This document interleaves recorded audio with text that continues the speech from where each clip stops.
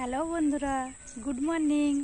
Welcome to my চ্যানেলে আরও একটি নতুন পর্ব নিয়ে আপনাদের সামনে চলে এসেছি।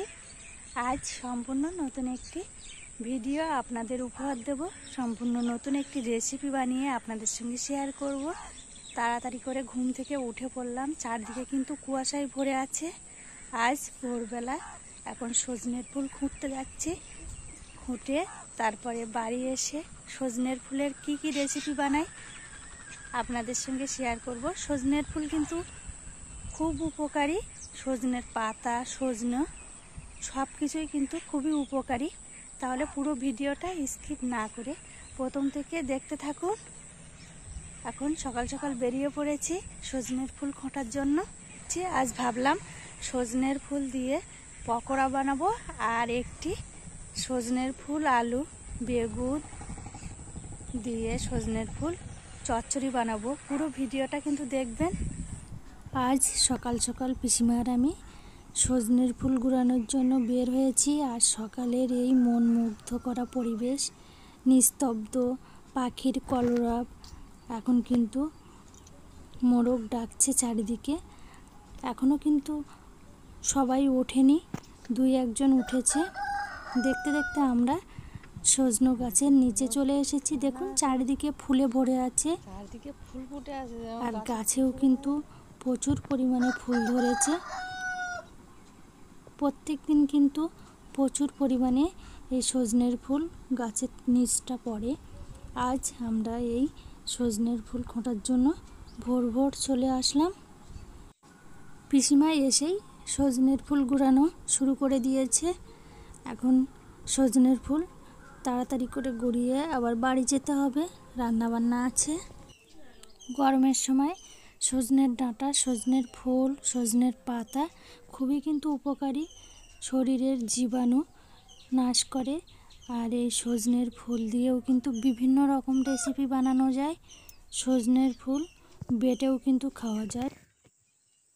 সজনের ফুল পরে তাই কাপড় পেতে রেখে দিয়েছে।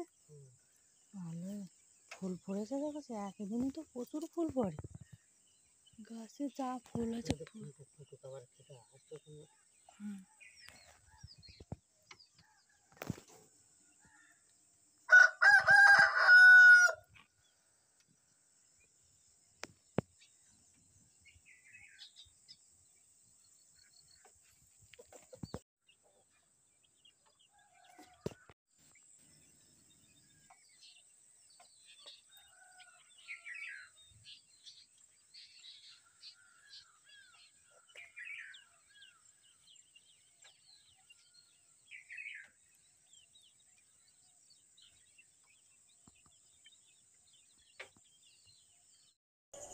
আমরা কিন্তু সজনের ফুল গুড়িয়ে বাড়িতে চলে এসেছি।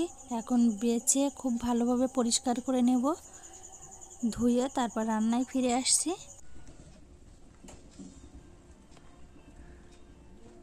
সজনের ফুল খুব ভালোভাবে পরিষ্কার করে কিন্তু বেছে নিতে হবে। বেছে খুব ভালোভাবে ধুয়ে নেব।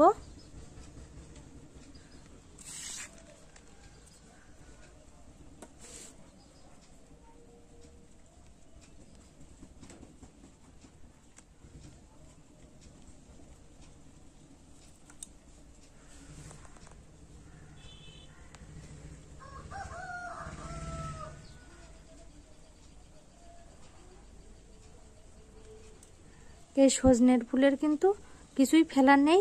দেখুন এইভাবে একটু বেছে দেখে নিলেই হয়ে যায়। সজনের ফুল খুব ভালোভাবে পরিষ্কার করে বেছে ধুয়ে নিয়েছি। এবার জল ঝরানোর জন্য চুবড়িতে করে রেখে দিয়েছি। আর বেসনও কিন্তু চেলে নিয়েছি এই সজনের ফুলের পকোড়া করার জন্য। দেখুন একটি টমেটো দিয়ে দিয়েছি, একটু জিরে, এক টুকরো আদা,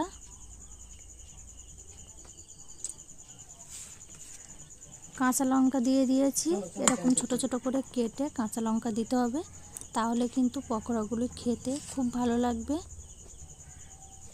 স্বাদ মতো লবণ দিয়ে দেব,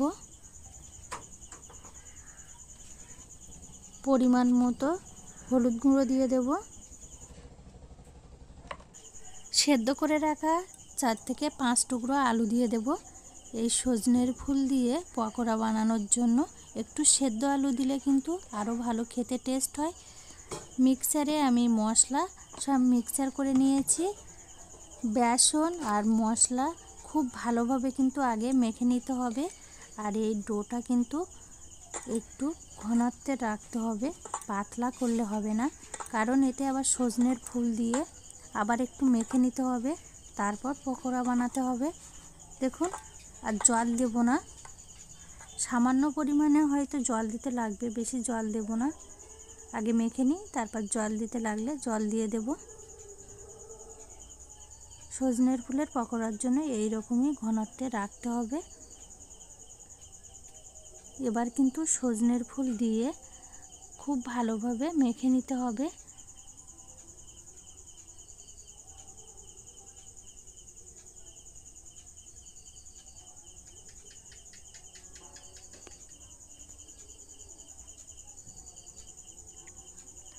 আলতো হাতে কিন্তু এই সজনের ফুল দিয়ে মাখতে হবে।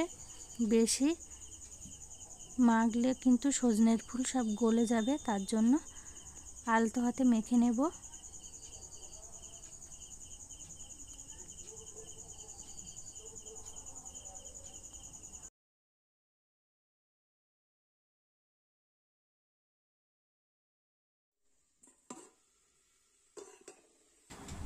তেলে কালো জিরে ফোড়ন দিয়ে বেগুন, আলু, সজনের ফুল চাপিয়ে দিয়েছি। দেখুন, আর একটু স্বাদ মতো লবণ, পরিমাণ মতো হলুদ গুঁড়ো দিয়ে নাড়াচাড়া করে 5 মিনিট ঢেকে রেখেছিলাম।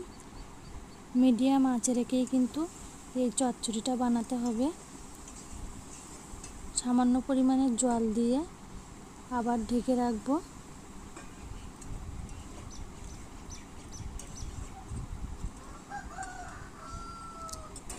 এই চচ্চড়িতে কিন্তু কোনো মশলাই দেব না, সামান্য একটু জিরে বেটে দেব, দিলেই হয়ে যাবে। চচ্চড়ি বানানো কমপ্লিট। 5 মিনিট খুব ভালোভাবে নাড়াচাড়া করে বেগুন, আলু, সজনের ফুলের চচ্চড়ি রান্না কমপ্লিট হয়ে গেছে। এবার কিন্তু পকোড়া ভেজে নেওয়ার পালা। ননস্টিকে এই তাওয়া বসিয়ে দিয়েছি, আপনারা চাইলে কড়াইতেও কিন্তু করতে পারেন। দেখুন, খুব ভালোভাবে ফুল দিয়ে 5 মিনিট মেখে রেখে দিয়েছিলাম।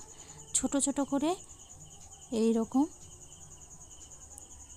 বড়ি আকারে সব সজনের ফুলের পকোড়াগুলি দিয়ে ভেজে নিতে হবে। আর এই পকোড়া ভাজার সময় কিন্তু গ্যাসে মিডিয়াম টু লো আঁচ রেখেই এই পকোড়াগুলো ভাজতে হবে, তা না হলে কিন্তু তাড়াতাড়ি পুড়ে উঠবে, ভেতরটা কাঁচা থাকবে, ঠিকঠাক পকোড়াগুলি ভাজা যাবে না। মিডিয়াম আঁচে রেখেই ভাজলে খুব সুন্দর ভাজা যাবে, আর ভেতরটাও কিন্তু সেদ্ধ হয়ে যাবে সব কিছু।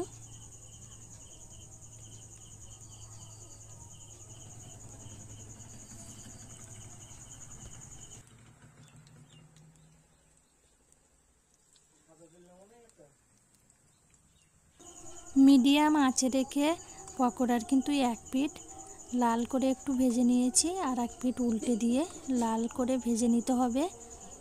আর এই সময় কিন্তু তাড়াতাড়ি করে সব উল্টে দিতে হবে, তা না হলে পকোড়া সব তেতে যাবে আর সব পুড়ে উঠবে, পকোড়া খেতে ভালো লাগবে না। আপনারা চাইলে ডুবো তেলেও কিন্তু এই পকোড়া ভাজতে পারেন। আমি একটু কম তেল দিয়েই কিন্তু পকোড়াগুলি ভাজছি।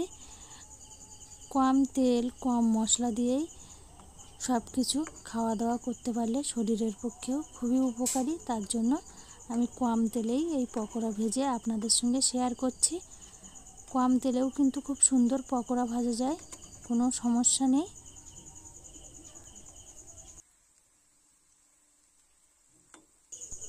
এইভাবে লাল লাল করে সব পকোড়া ভেজে উঠিয়ে নেব। বাদ বাকি যে পকোড়াগুলি আছে সব কিন্তু এইভাবেই ভেজে নেব। এক হাত দিয়ে ফোন ধরে এক হাত দিয়ে হয় না। বাদ বাকি সব পকোড়া কিন্তু এইভাবে ছোট ছোট করে বড়ি আকারে দিয়ে সব ভেজে নেব। আর এই সজনের ফুলের পকোড়া কিন্তু খুব সুন্দর একটি গন্ধ বের হয়, খেতেও কিন্তু অসাধারণ টেস্ট হয়। আপনারা চাইলে একবার অবশ্যই বানিয়ে খেয়ে কমেন্টে আমাকে জানাবেন কেমন লেগেছে খেতে। ভালো লাগলে অবশ্যই আমাকে লাইক, শেয়ার, কমেন্ট করতে ভুলবেন না। প্লিজ চ্যানেলটি সাবস্ক্রাইব করে পাশে থাকবেন। আপনাদের বন্ধুবান্ধবদের কাছেও কিন্তু অনেক অনেক শেয়ার করবেন, তাদেরও খুব ভালো লাগবে। আর এরকম নতুন নতুন রেসিপি আপনাদের সঙ্গে আমি শেয়ার করতে পারবো। দেখুন সব পকোড়া এইভাবে লাল লাল করে ভেজে নিয়েছি, উঠিয়ে নেব। আপনারা চাইলে ভাতের সঙ্গে কিংবা সস দিয়েও পরিবেশন করতে পারবেন, মুড়ির সঙ্গেও খেতে পারবেন। আবার নতুন রেসিপি নিয়ে আসবো। টাটা।